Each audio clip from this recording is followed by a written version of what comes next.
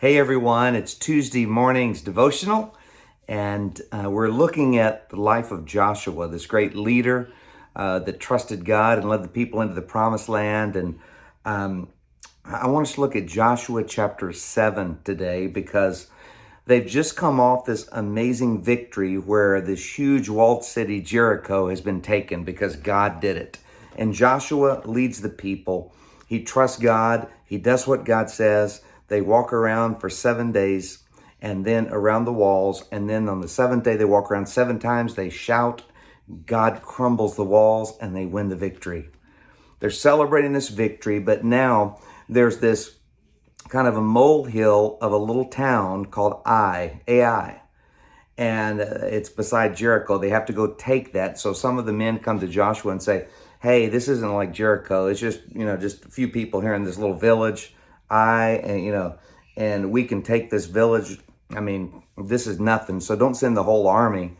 And so Joshua agrees, and they just send, I think it's 3,000 men, and they go against Ai, but Ai defeats them. The little army of Ai just clobbers the Israelites, and they have to retreat.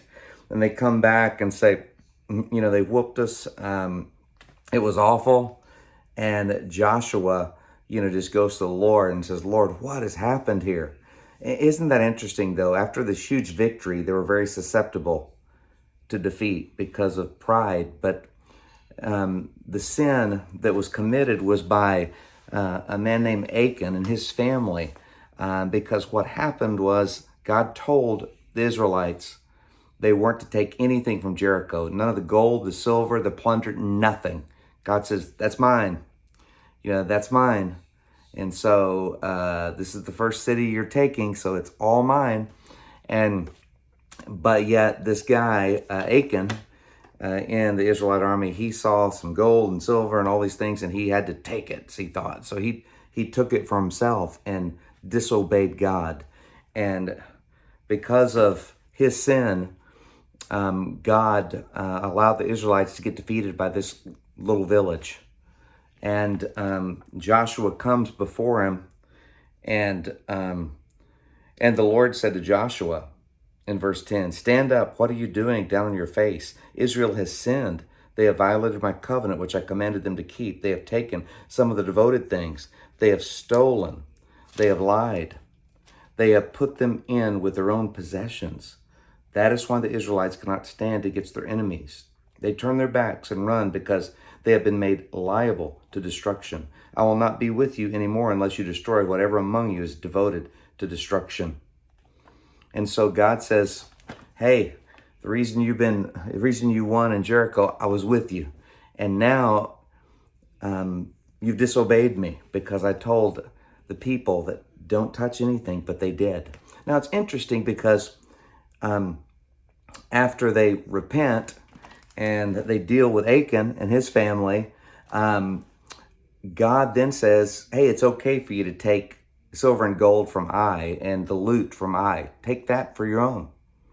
And so it wasn't that God was always saying, don't touch anything that, is the enemy's. He was just saying that this one's mine and obey me. And obedience brings blessing. Disobedience blocks God's blessing in our lives.